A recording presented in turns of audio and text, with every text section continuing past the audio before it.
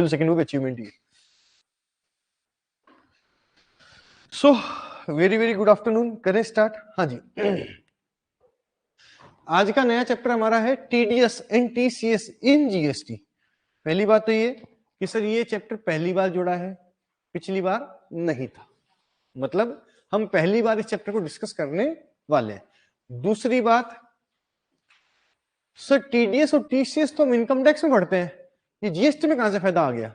तो साहब इसको जीएसटी में भी लागू किया जाता है, लेकिन ये बहुत कम जगह लागू है।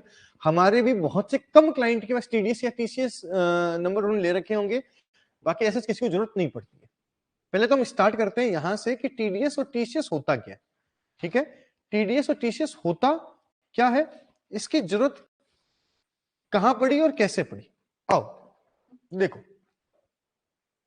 टीडीएस का मतलब क्या होता है। पहले तो एक पार्टी है, मैं इनकम टैक्स के हिसाब से बात करता हूं, जो पेयर है, जो पे करती है, और एक है रिसीवर में किसको रिसीव करने की बात कर रहा हूं, कैश को। कैश भी करता है। अगर मैं आपको पेमेंट करता हूं, मान लो आपको मुझे 100 रुपए पे करने हैं, ठीक है, तो मैं 100 में से 10 रुपए काट कर आपको कितने रुपए पे करूंगा, खाली 90 पे करूंगा। अब बोलोगे सर मेरे 100 रुपए बनते, आपने 10 रुपए कैसे काट लिए? 10 रुपए काट लिए, ये काट कर मैं किसको जमा कराऊंगा? गवर्नमेंट को जमा कराऊंगा। ठीक है, गवर्नमेंट को जमा कराऊंगा।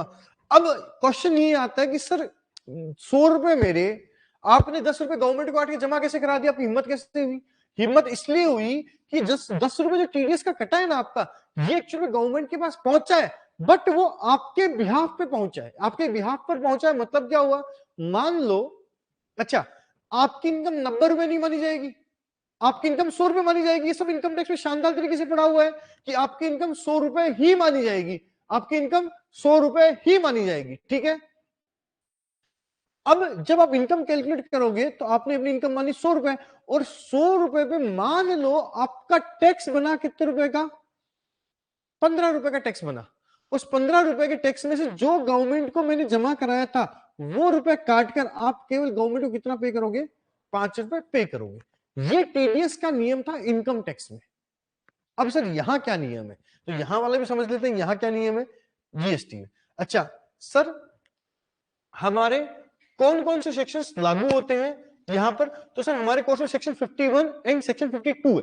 ठीक है, चलो अब सेक्शन 51 किस चीज का है? सेक्शन 51 है टीडीएस काटने का। एक बंदा है जो सप्लायर है, सप्लायर ऑफ गुड्स है, गुड्स बोल दो या सर्विस बोल दो, एक ही बात हो गई। और एक बंदा होता है receiver, receiver of goods slash service. अरे यही तो फायदा होता है। ठीक है, अब ये बताओ कि यहां पर गुड्स कौन बेच रहा है? सप्लायर बेच रहा है, पेमेंट कौन करेगा? रिसीवर करेगा। ये तो होगा, होगा क्या?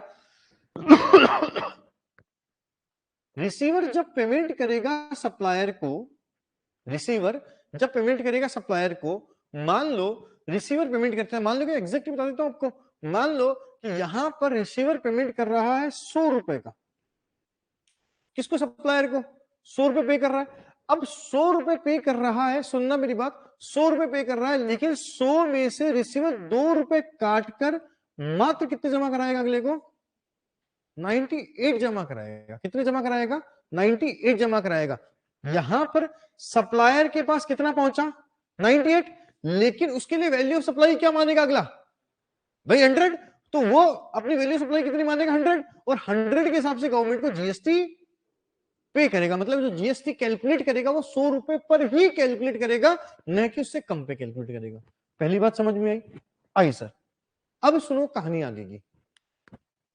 2 रुपए काट लिए।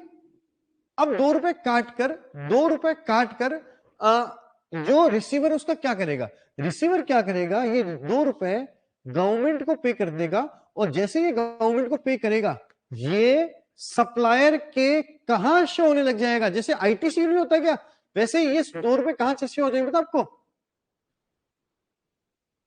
ये कैश लेजर में जाएंगे, न कि क्रेडिट लेजर में। ये कोई इनपुट थोड़ी है, वो तो इसलिए काटना जरूरी है ताकि वो चीज हिडन ना हो, कोई छुपे नहीं, कोई भी किसी ने गलती न करी हो, इसलिए नियम बनाइए। इसको फिर समझते हैं एक बार, यहां तक समझ में आ गई बात समझ। फिर सुनो, यहां पर सप्लायर ने बिल बनाया 1 लाख प्लस 18,000 का, तो बिल कितने का बना? 1,18,000 का। शांति से सुनो, अब रिसीवर जब पेमेंट करेगा, रिसीवर वो है जिस पर टीडीएस के प्रोविजन लागू होते हैं। टीडीएस के प्रोविजन लागू किस पर होते हैं वो हम कुछ पलों में देख लेंगे, कोई भारी काम नहीं है वो, ठीक है, वो तो नाम याद करने खाली मेरे को, ठीक है। अब रिसीवर कौन? रिसीवर कौन? तो यहां पर जब रिसीवर पेमेंट करेगा तो कितना परसेंट पेमेंट काट लेगा? 2% पेमेंट काट लेगा। तो वो 2% पेमेंट काट कर सप्लायर को पे करेगा, फिर 2% पेमेंट काट के सप्लायर को पेमेंट करेगा, लेकिन 2% काटेगा, उसके बाद सप्लायर को पे करेगा। कितना काटेगा बताओ, बार कैलकुलेट करके बताओ, 2% कितना होता है?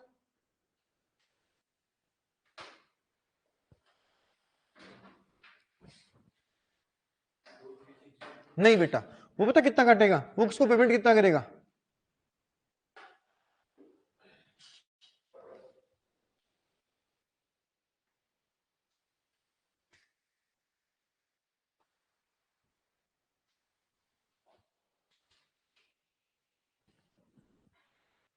मतलब 2,000 रुपए कटेंगे, इसमें से वैल्यू ऑफ सप्लाई में से कटेंगे।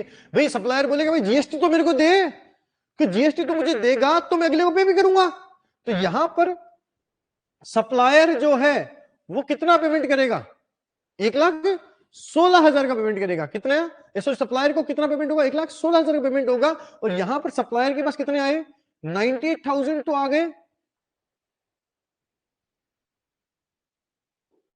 रोकड़ी।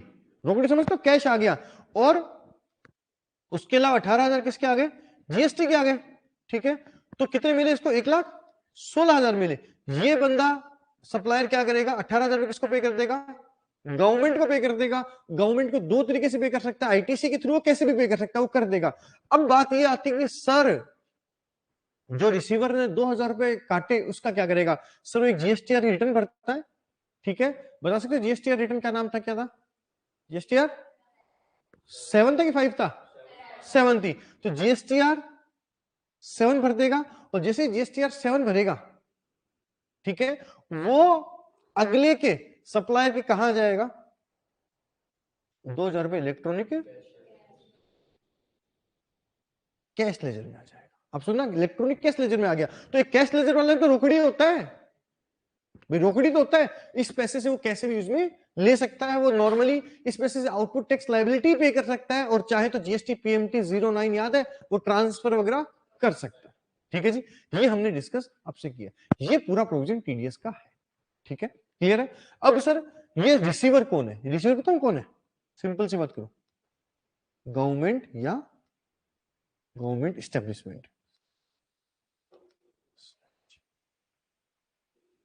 गवर्नमेंट एस्टेब्लिशमेंट, गवर्नमेंट एस्टेब्लिशमेंट मतलब कोई भी गवर्नमेंट की बॉडी हो गई, गवर्नमेंट बॉडी, लोकल बॉडी, ये सब लिखा बता दूंगा, जिसके अंदर गवर्नमेंट ने 51% या उससे ऊपर स्टैग ले रखा हो, ठीक है जी, खत्म बात।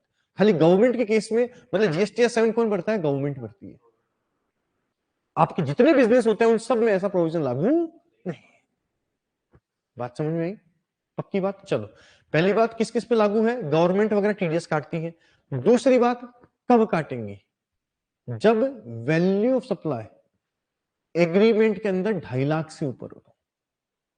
मतलब यहां पर 1 लाख रुपए है, इससे कोई फर्क नहीं पड़ता, आपने जो एग्रीमेंट किया है किसी एक पार्टी के साथ, एग्रीमेंट में पेमेंट टुकड़ा में हो सकता है ना, तो एग्रीमेंट 2.5 लाख से ऊपर है तो टीडीएस कटेगा, ठीक है। अगला जीएसटीआर 7 भरेगी गवर्नमेंट, और उसके लिए टीडीएस काटकर जमा करवा देगी। बोलो हाँ है ना?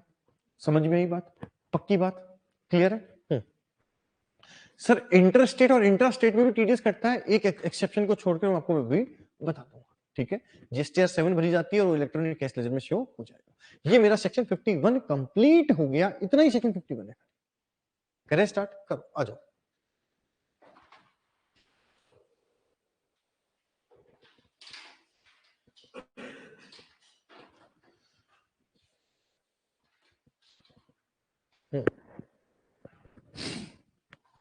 सीधा एनालाइज में आ जाओ, सेक्शन 51 ऑफ सीजीएसटी एक्ट 2017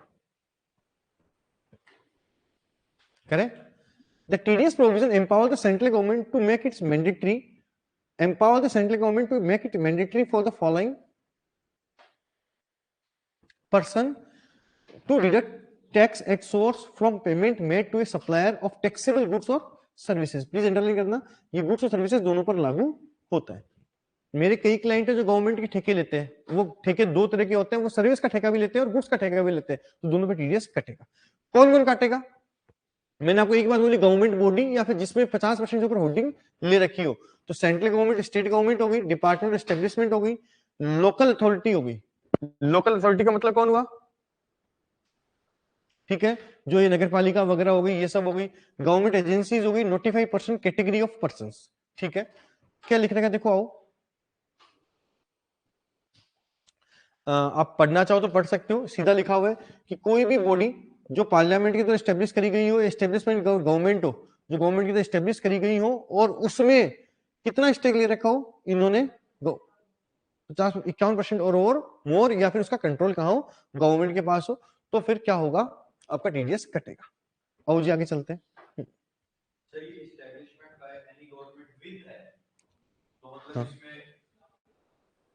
बोल कहाँ लिखा हुआ है? मतलब ऐसे हुआ गवर्नमेंट एस्टैब्लिश करती है लेकिन उसका शेयर नहीं है उनसे, हाँ तो नहीं, ऑब्वियसली बात खत्म हो गई ना। हाँ चलो, जैसे एग्जांपल बताऊं तेरे को, अभी वो अपने कौन है, रतन टाटा ने कौन सा एयरक्राफ्ट, कौन सा एयर इंडिया खरीदी क्या?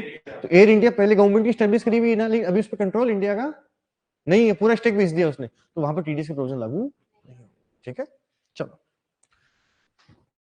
PSUs, PSUs public sector undertakings हो गई, कोल इंडिया वगैरह हो गया, ये सब के सब टीडीएस काटेंगे। ठीक है, हाँ कौन कौन टीडीएस नहीं काटेगा? कौन कौन टीडीएस नहीं काटेगा? हाँ, tax is not liable to be deducted at source in the following cases. First, when goods or services are supplied from a public sector undertaking to, please, government to government हो गया एक प्रकार से, PSU to PSU. ठीक है, तो यहाँ पे टीडीएस नहीं कटेगा। ठीक है, दूसरा, गवर्नमेंट गवर्नमेंट को सर्विसेज देती है, गवर्नमेंट गवर्नमेंट को सर्विस देती है, तो टीडीएस नहीं कटेगा। गवर्नमेंट गवर्नमेंट को सर्विसेज देती है, तो टीडीएस नहीं कटेगा। ठीक है, when supply of goods or services take place between one person to another person, specifying clause A, B, C, D, ये सब ऊपर वाली क्लोज लिखे हैं, गवर्नमेंट वाले नियम ही लिखे हुए। हाँ, कितने रुपए से ऊपर होगा तो टीडीएस कटेगा? 2.5 लाख से ऊपर एग्रीमेंट होगा तो the deductive are suppliers whose total value of supply of taxable goods or services under a contract exceed 2.5 lakh. Super underline करने लायक चीज है, exclusive of tax and cess. अभी बताया ना, 1,18,000 का 2% नहीं कटता, 1 लाख का 2% कटता है। ठीक है, टोटल वैल्यू ऑफ सप्लाई ये होगी। किस रेट से कटेगा टीडीएस? 1% प्लस 1%, 2% हो गया। 1% सीजीएसटी का, 1% एसजीएसटी का, या आईजीएसटी में कितना? 2% कटेगा। ठीक है, चलो, the tax would be deducted 1% of CGST और payment made to supplier of taxable goods or services where the total value of supply under the contract exceed 2.5 lakh, excluding the amount of central tax, state tax, union tax, IGST, cess, ये हो गया। The individual supply may be less than 2.5 lakh। अच्छा, individual supply may be less than 2.5 lakh, but the total value of supply under a contract is more than 250, then TDS will be deducted। जैसे मैं बात करूं, मेरा एक client है, उसको stationery का ठेका मिला हुआ है, वो पूरे साल में स्टेशनरी सप्लाई करेगा 50 लाख रुपए की, या मान लो 5 लाख रुपए की। ठीक है, लेकिन वो हर महीने बिल बनाता है 30-30 हजार रुपए का, 50-50 रुपए का बिल बनाता है, तो बिल तो कितने का हो गया? 5 लाख का। ठीक है, लेकिन हर बिल कितने का हुआ? 50,000 का हुआ, तो भी टीडीएस कटेगा, भी एग्रीमेंट कितने का हुआ है? 2.5 लाख से ऊपर का हुआ। ठीक है, it may be noted that section 20 of IGST provides that in the case of tax deducted at source, the director shall deduct tax at rate 2% from the payment made or credited to the supplier। ठीक है जी, चलो यहां तक मेरे को दिक्कत नहीं होनी चाहिए। अब थोड़ा सा भारी करेंगे, ये थोड़ा सा भारी है, बाकी कुछ भी नहीं है इसके अंदर। आओ,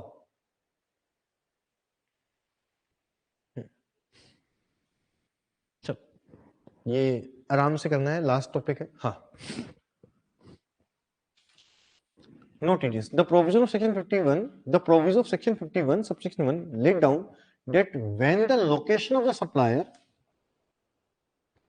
and the place of supply is in a state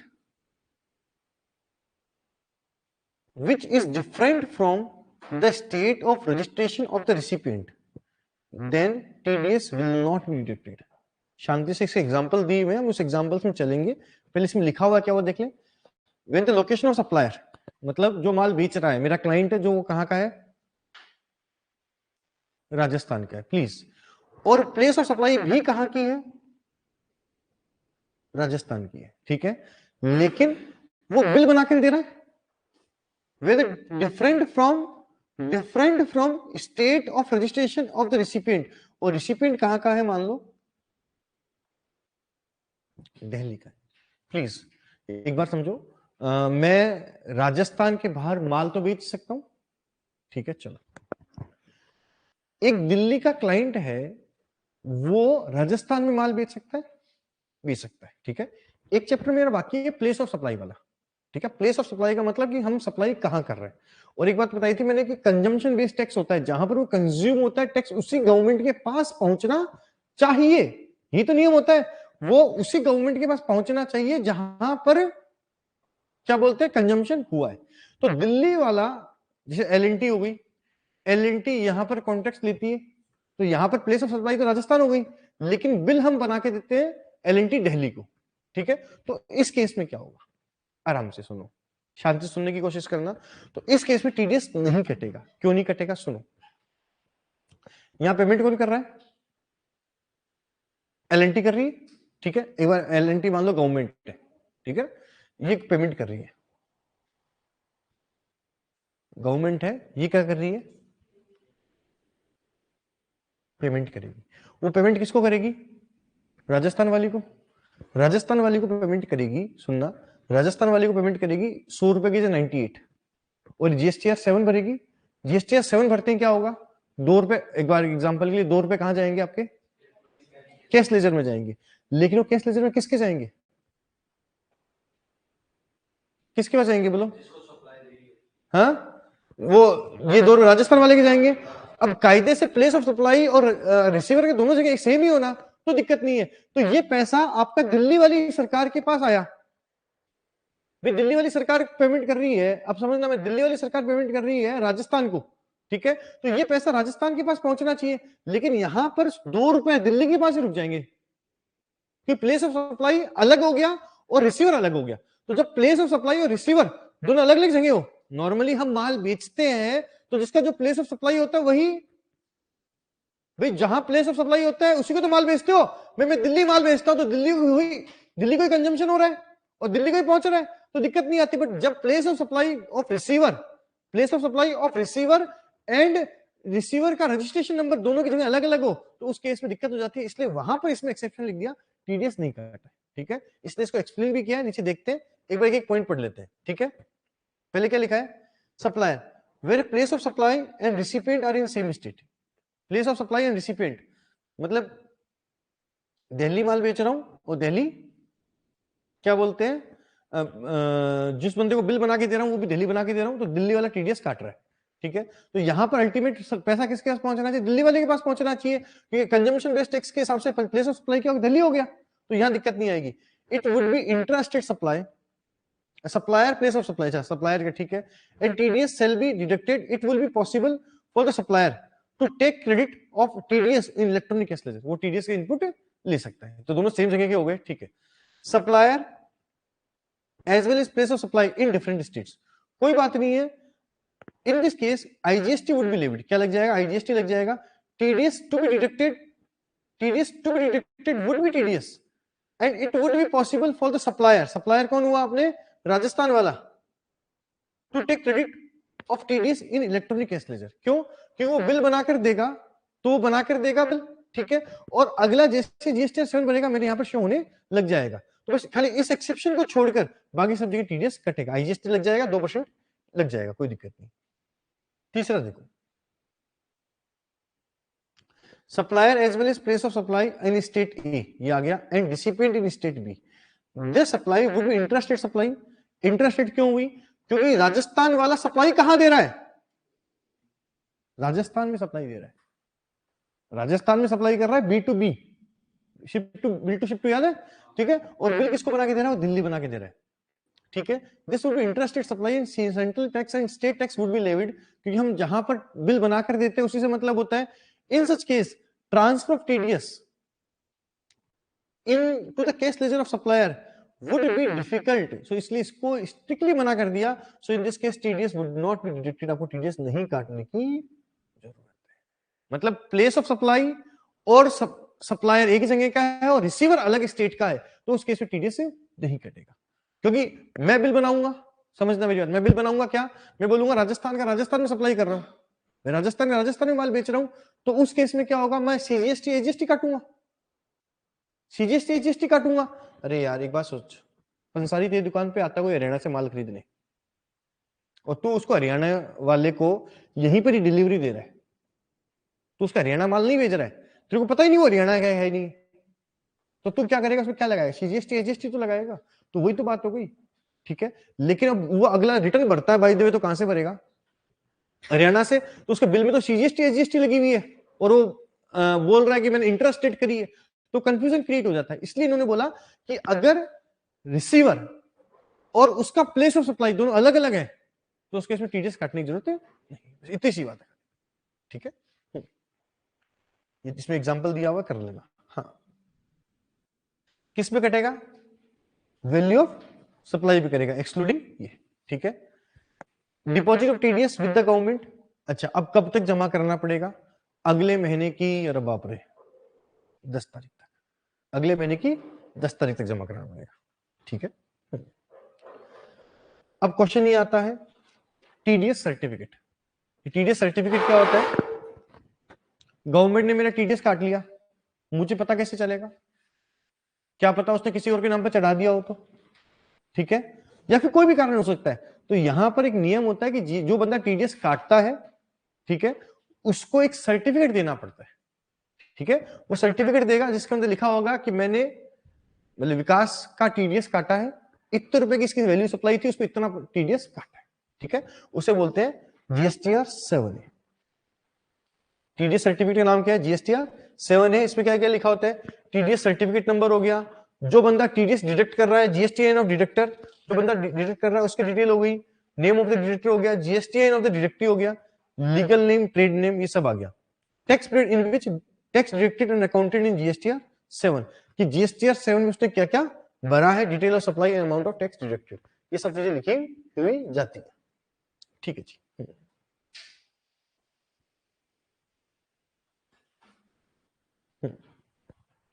अगर बंदा टीडीएस नहीं काटेगा तो उस पर क्या लगेगा, टाइम पे नहीं काटा या फिर टाइम पे काट के उसने जमा नहीं कराया तो उस पर क्या लगेगा, इंटरेस्ट लगेगा। किस रेट से, 18% लगेगा सेक्शन 50 के हिसाब से। सेक्शन 50 क्या बोलता है, 18% टीडीएस लगना चाहिए। आओ सर, हम जो टीडीएस काटते हैं उसकी डिटेल अगले को शो हो जाती है।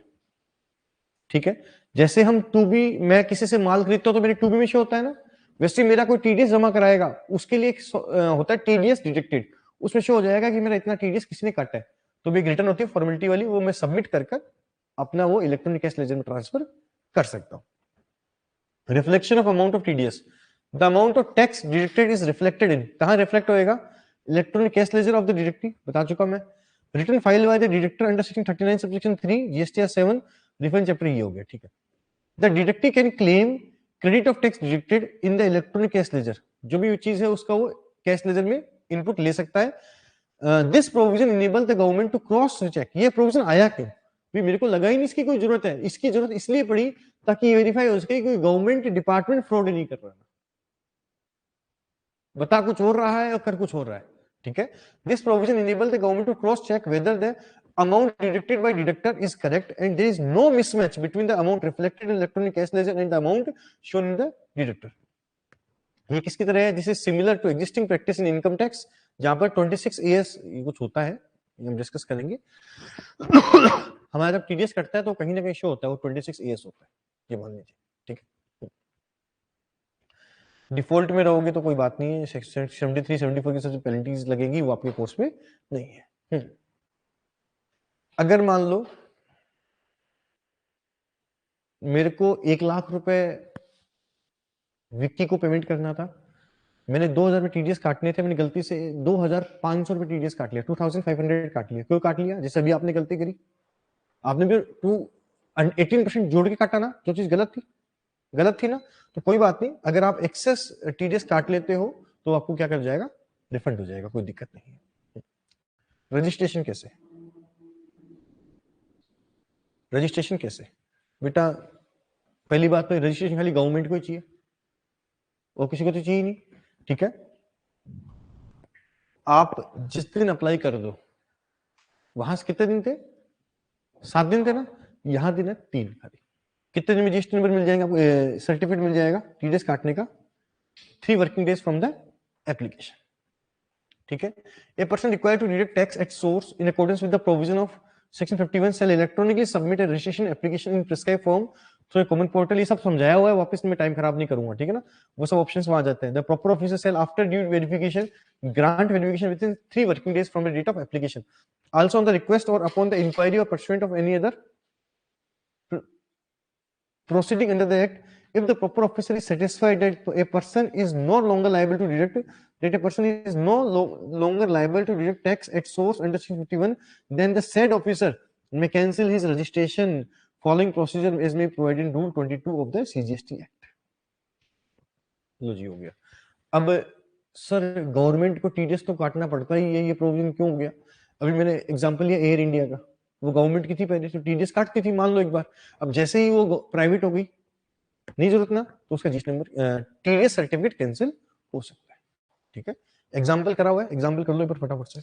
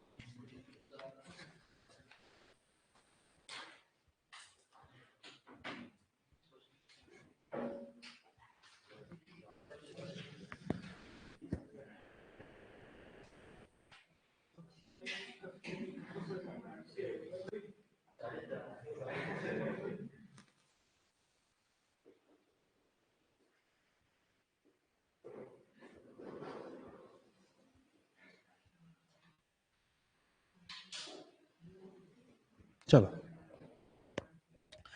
सेक्शन 52 में आ जाओ। सेक्शन 52 टीसीएस छोटा ही है, खाली बहुत छोटा सा है, सिंपल सी बात है, एकदम सिंपल है। पहले आपसे बात करता हूं मैं। पहली बात तो ये किस पे लागू होता है? इलेक्ट्रॉनिक कॉमर्स ऑपरेटर पे लागू होता है खाली, इलेक्ट्रॉनिक, बाकी उसके अलावा कहीं लागू ही नहीं है। नहीं साहब। अब जालान साहब बता सकते हो कि इलेक्ट्रॉनिक कॉमर्स ऑपरेटर क्या होते हैं? ऑनलाइन सर्विसेज प्रोवाइड करते हैं, जैसे कि अमेजन, फ्लिपकार्ट। अब मेरे को 5 मिनट 2 मिनट दूंगा तेरे को, ज्यादा नहीं दे पाऊंगा। 2 मिनट मुझे बता, अमेजन क्या करता है, पूरी कहानी बता, स्टार्टिंग से एकदम जीरो लेवल से। हाँ ठीक है, वो लेता है,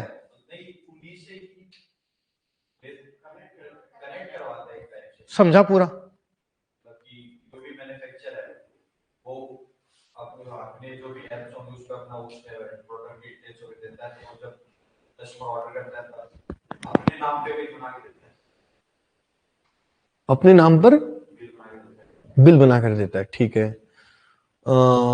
अमेजन की कमाई क्या होती है? कमीशन की कमाई होती है। Point be noted my Lord, commission की कमाई होती है, ठीक है। कमीशन किस पर मिलता है उसको?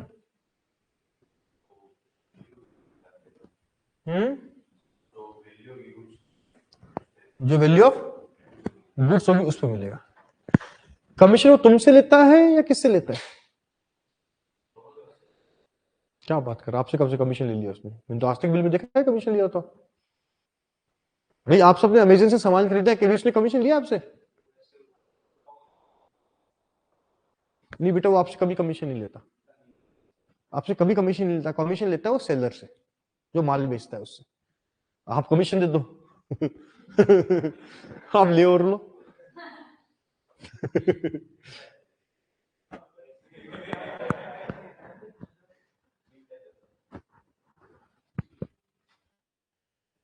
वो कमीशन लेता नहीं है, ठीक है। अच्छा, आपसे उनसे लेता है। अब नॉर्मली क्या होता है, देखो एक बार एग्जांपल लेते हैं, छोटा सा एग्जांपल लेते हैं, फिर आप समझ लेना इसको, बाकी हो गया मेरा काम। 10 मिनट तो लूंगा खाली आप। हाँ। ये शिव, तो शांत रहे थोड़ी देर यार। पंसारी को भी शांति देने दिया कर।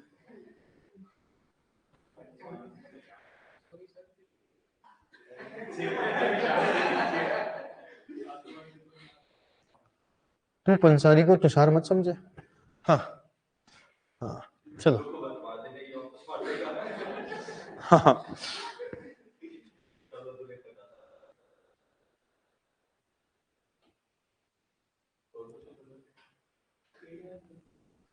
अमेजन हो गई अपनी, ठीक है ठीक है। अमेजन, ये कौन है? सेलर है और ये बायर है। ए ने लिखा कि मेरा ये प्रोडक्ट अवेलेबल है 5,000 रुपए में, ठीक है। अमेजन उसको 5,000 पर ही दिखाता है, ज्यादा पे नहीं दिखाता है, ठीक है। बायर ने बोला ठीक है मैं खरीद लेता हूं, ठीक है। तो क्या होगा, बायर 5,000 रुपए में इसको खरीद लेगा, खरीद लेगा। अब 5,000 में इसको खरीदा, आराम से समझो, तो बायर पेमेंट करेगा। अब बायर पेमेंट क्या कर रहा है अपने हिसाब से, मैं एक बार बात कर रहा हूं, वो पेमेंट करता है ए को, कितने रुपए पेमेंट करता है? 5,000 रुपए का, ठीक है। अब अमेजन बोलेगा भाई ला कमीशन भी तो दे मेरे को, मेरा मैंने तेरे को माल बिकवाया है, कमीशन मान लो मैं बहुत कम कर लेते हैं, 1% कमीशन, 1% 10% कमीशन करते हैं, घना सारा करते हैं, 10% कमीशन बनता है। तो अमेजन कितना पेमेंट लेगा इससे? 500 रुपए क्या लेगा, कमीशन भी लेगा। क्लियर? ठीक, ये होता है। हालांकि इसमें प्रोसीजर उल्टी होती है, अमेजन के थ्रू पैसे जाता है, लेकिन यहां पर कमीशन कौन दे रहा है? ए दे रहा है। क्यों? ए कौन है? ए रिसीवर ऑफ सर्विस है फ्रॉम अमेजन, ए को सर्विस मिल रही है अमेजन से, ठीक है। तो यहां पर अमेजन इसको बोलेगा ला भाई मेरे को कितने रुपए दे, 500 रुपए दे, 500 रुपए दे प्लस 1% दे, प्लस कितना दे? 1% दे। 1% क्यों? आराम से समझना, अमेजन बोलेगा कि मुझे 1% टीसीएस चाहिए अलग से, ठीक है। टीसीएस चाहिए, तो यहां पर अमेजन को कितने रुपए मिलेंगे टोटल? 5,000, सॉरी 505 मिलेंगे क्या? 505 रुपए मिलेंगे, मिलेंगे बेटा। अब बोलोगे सर ये तो सेलर की गड़बड़ हो गई, सेलर ने तो बोला था मैं 10% कमीशन दूंगा, ठीक है। नहीं बेटा टेंशन मत करो, इसके अंदर वो याद है टीसीएस के रिटर्न का नाम क्या था, बताओ? जीएसटी कौन सी थी तो? 8, वेरी गुड। जीएसटी 8 थी, जीएसटी 8 भरेगा, उसमें लिख देगा मैंने 5 रुपए टीसीएस एक्स्ट्रा लिया है, याद है मैंने बताया था। टीसीएस उल्टा होता है, टीडीएस तो काटते हैं और टीसीएस एक्स्ट्रा लेते हैं, तो यहाँ 5 रुपए ये लेगा, जीएसटी 8 भरेगा, तो ये ए के कहां दिखने लग जाएगा, इलेक्ट्रॉनिक कैश लेजर में शो होने जाएगा। बोलो हाँ या ना, ये समझ में मैंने क्या बोला है? ये बात आपको क्लियर होनी चाहिए, ठीक है। ये इलेक्ट्रॉनिक कैश लेजर में शो होने लग जाएगा। ओके है कि नहीं है? ओके है, यहां तक समझ में आई बात? यहां पर होता क्या है, ये एक्चुअल प्रोसीजर है, ठीक है। पेमेंट ए के पास जाएगा, ए से कमीशन लेगा, लेकिन यहां होता क्या है, बी अमेजन को पेमेंट करेगा, अमेजन ए को पेमेंट करता है अपना कमीशन काटने के बाद, तो कमीशन प्लस 1% काटेगा भाई। 5,000 अमेजन के पास पहुंचे, तो 5,000 में से वो ए को कितने देगा,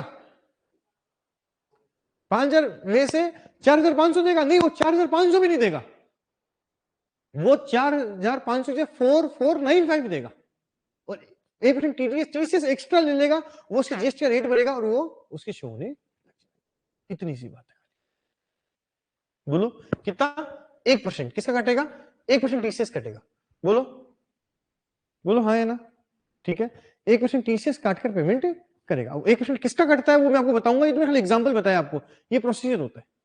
वो 1% काटता है वैल्यू ऑफ सप्लाई का, नहीं कमीशन का। किसका काटता है? 1% वैल्यू ऑफ सप्लाई का काटता है। ठीक है जी, ये पूरी प्रोसीजर आपकी होती है। Got it? करें एक बार, आओ क्या लिखा हुआ है इसको, आओ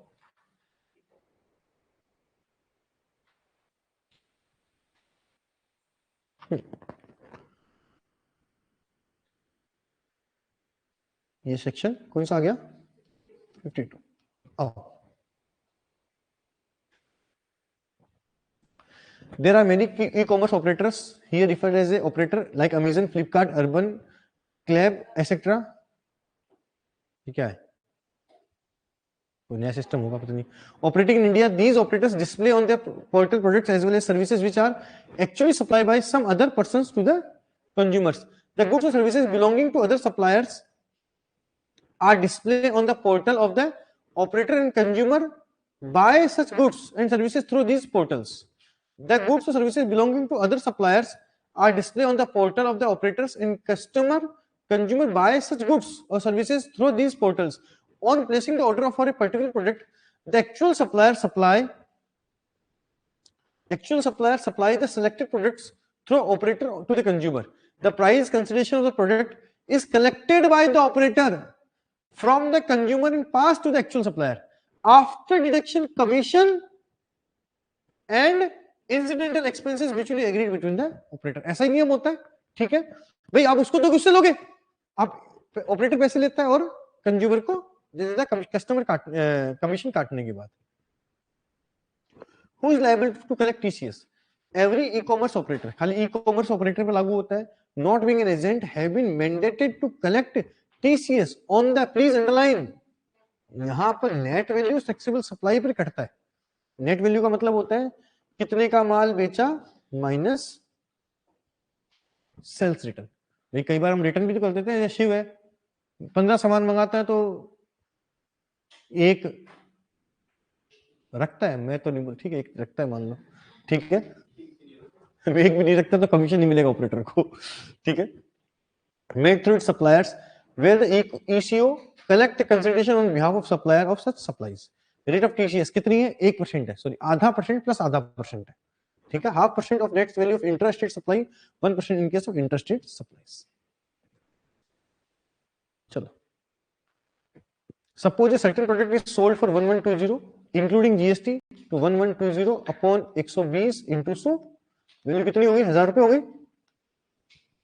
Through operator of the supplier, the operator would collect 1% of 1000। GST पर कभी भी टीसीएस कलेक्शन नहीं होता है। Net value of taxable supply मतलब aggregate value of taxable supply of goods minus sales return. ठीक है, चलो, other than notified section 95 RCM पे टीसीएस नहीं लगता है ना। चलो क्या लिख रखा है? Currently service notified under section 95 of the CGST 2017 vide notification ये as amended is given below. क्या लिख रखा है? कहां पर ये प्रोविजन लागू नहीं होते हैं। ठीक है, पहला क्या है? Service by of transportation of passenger by the radio taxi, motor cab, motorcycle, omnibus and any other motor vehicle. ठीक है, second services by way of providing accommodation in hotel, in guest house, clubs, campus, other commercial place meant for residential and logging purpose, except where the person supplying such services through electronic commerce operator is liable for registration under section 22। तो जो ECO है उसके अलावा कहीं भी नहीं कटता है, वो तो पता ही है सर, बात खत्म हो गई। ठीक है, service by way housekeeping such as plumbing, carpenting, etc., except where the person supplying such services through electronic commerce operator is liable for registration under section 22। मतलब रजिस्टर जीएसटी नंबर लेना पड़ेगा तो बात खत्म होगी। अच्छा मैं इसको समझा देता हूँ छोटा चीज को, इसमें क्या लिखा हो उससे मुझे मतलब नहीं है। एकदम सिंपल सी करते हैं बात, है ना। पता नहीं कहाँ गया।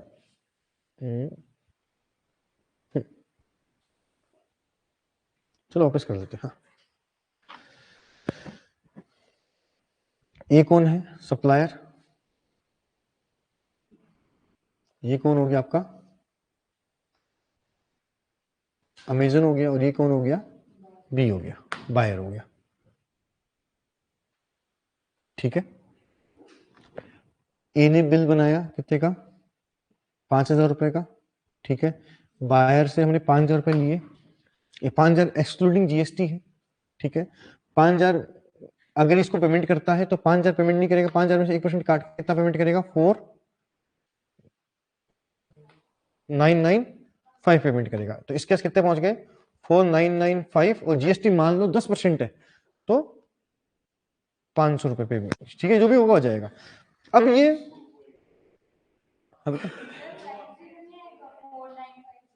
4,950, हाँ ठीक है जो भी है, हाँ 4,950 ये आ गया। ठीक है, अब मेरी बात सुनना, मैं जो बोलना चाहता हूँ, क्या बोलना चाहता हूँ कि अमेजन क्या भरेगा जीएसटीआर, बोलो 8, और वो एक ही कहां से होने लग जाएगा, इलेक्ट्रॉनिक कैश लेजर में शो होने लग जाएगा, वो उसका फायदा ले सकता है टैक्स जमा कराते वक्त। ठीक है, एक बात सुनो, अगर मान लो ए के पास जीएसटी नंबर ही नहीं है तो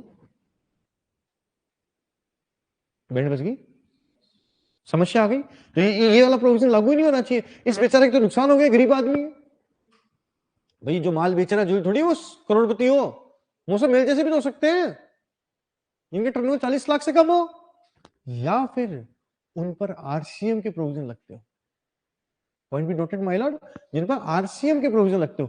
अब मेरी बात सुनना, अगर आप में से किसी का रिलेटिव अमेजन पे काम करता है तो आपने सुना होगा कि जीएसटी नंबर वो पहले मांगते हैं, चाहे मिंत्रा हो, चाहे अमेजन हो, चाहे फ्लिपकार्ट हो, जीएसटी नंबर इसलिए मांगते हैं ताकि वो ई कॉमर्स ऑपरेटर होते हैं। ठीक है, उनको टीसीएस कलेक्ट करना पड़ता है, इसलिए जरूरी होता है। ठीक है, लेकिन सेक्शन 9 सब सेक्शन 345, ठीक है ना, उसमें क्या बोल रहा है, मोटर कार वगैरह पे आरसीएम लगता है। ठीक है, तो उसके मोटर कार वाले को तो जीएसटी नंबर की जरूरत ही नहीं होती है। उबर ओला वाले हैं, उबर ओला आपको पेमेंट करेगा टैक्सी ड्राइवर को, उबर ओला को सर्विस कौन प्रोवाइड कर रहा है, टैक्सी ड्राइवर, और टैक्सी ड्राइवर के वहां आरसीएम लगता है, आरसीएम के तहत में उबर ओला खुद रिसीवर होकर गवर्नमेंट को टैक्स पे करता है, ऐसा ही होता है। तो उस मोटर कार वाले को टीडीएस क्या बोलते हैं, टैक्स जमा नहीं कराना होता, ऐसा ही होता है। तो यहां पर उबर ओला भी तो इलेक्ट्रॉनिक कॉमर्स ऑपरेटर ही है ना, तो वो उस केस में आपका टीसीएस नहीं काटेगा, टीसीएस नहीं कलेक्ट करेगा। यही लिखा हुआ है कि किस किस को टीसीएस कलेक्ट करने की जरूरत नहीं है। तो आप जो भी पढ़े लिखो, ये लिखे हुए पढ़ोगे ना, तो ये सब वही है जहां पर क्या तो आरसीएम लगता है या इलेक्ट्रॉनिक कॉमर्स ऑपरेटर नहीं है। बात समझ में मैंने क्या बोला, चलो पढ़ो क्या लिखा हुआ है।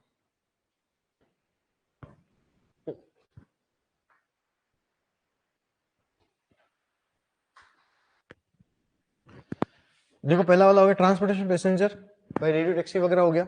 ठीक है, दूसरा हो गया जो रेजिडेंशियल है वो हो गए, रेजिडेंशियल भी आरसीएम लगता है। ठीक है, उसके अलावा होटल्स वगैरह है जहां पर आरसीएम लगता है, फिलहाल नहीं लगता हालांकि, तो उनको जीएसटी नंबर की जरूरत पड़ती है। फिर अगर जीएसटी नंबर नहीं है तो वहां पर टीसीएस के प्रोविजन लागू नहीं होंगे। ठीक है जी, आ जाओ आगे।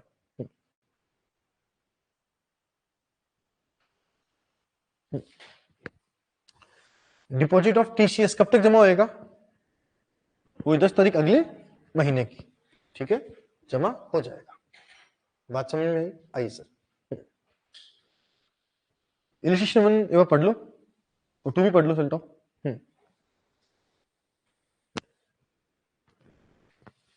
अच्छा एक बात हो, हाँ, इलेक्ट्रॉनिक कॉमर्स ऑपरेटर के प्रोविजन कब लागू होते हैं, इलेक्ट्रॉनिक कॉमर्स ऑपरेटर के प्रोविजन तब लागू होते हैं जब बीच में कोई मीडिएटर है।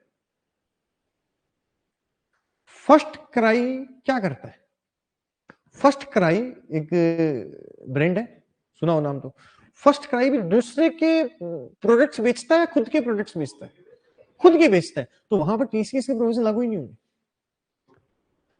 हाँ, खुद की साइट चलाता है, तो बंदा खुद की साइट से माल बेचेगा, वहां पर तो कोई ऑपरेटर ही नहीं है, तो उसके प्रोविजन लागू नहीं होंगे। प्रोविजन कब लागू होंगे, जब हम मीडिएटर के थ्रू माल बेचेंगे। ठीक है ना, इलिस्ट्रेशन 1 और 2 कंप्लीट कर लो फटाफट से। आंसर यस और नो कर लो, या बोल तो मैं करा देता हूँ, 1 मिनट लगेगी। Mister x is supplier selling its own products through website hosting by him. Does he fall in the definition of electronic commerce operator? Yes. Whether he is required to collect TCS? Yes. अच्छा, own product through his a website hosted by him. अच्छा अच्छा, तो इस case में इसको TCS काटने collect करने की जरूरत नहीं है, ठीक है। Mr. A purchased goods from different vendors and in turn Mr. A is selling them on website. जैसे आपको एग्जांपल बताऊं मैं थोड़ा सा। फर्स्ट क्राई क्या करता है बताओ? फर्स्ट क्राई 2 तरह के प्रोडक्ट बेचता है, एक तो खुद के बेचता है, एक दुनिया के भी बेचता है, लेकिन वो दुनिया से खरीदता है फिर बेचता है, तो खुद की हो गई, ठीक है। रिलायंस है, रिलायंस खूब सारे प्रोडक्ट बेचता है, लेकिन वो मीडिएटर नहीं है, वो खुद बेचता है अपनी रेट पर, ठीक है, तो वहां पर भी उसे ईसीएस बनने की जरूरत नहीं है, ठीक है। रजिस्ट्रेशन कितने दिन में होएगा? जिस दिन आप अप्लाई करोगे उसके 3 वर्किंग डेज में मिल जाएगा। अगर भविष्य में जरूरत नहीं होगी तो टीसीएस नंबर आपको जो लिए हो क्या हो जाएंगे? कैंसिल हो जाएंगे, ठीक है। मंथली रिटर्न भरनी पड़ती है, जीएसटीआर 8 में भरनी पड़ती है मंथली रिटर्न। याद है हमने पढ़ा था शायद हो तो कि ईसीओ को एनुअल रिटर्न भी भरनी पड़ेगी, ठीक है, 9B के अंदर, लेकिन वो 2 भी रिकमेंडेड था, है ना, अभी आया नहीं, ठीक है। एडिशनली 9B में 31 दिसंबर तक रिटर्न भी भरनी पड़ती है, ठीक है जी। अगर आप टीसीएस कलेक्ट नहीं करोगे तो कितनी पेनल्टी लगेगी? 25,000 रुपए की पेनल्टी लगेगी। लो सर, इतना ही चैप्टर है क्या? हाँ सर, इतना ही चैप्टर है, हो गया, कंप्लीट करके बाय बाय।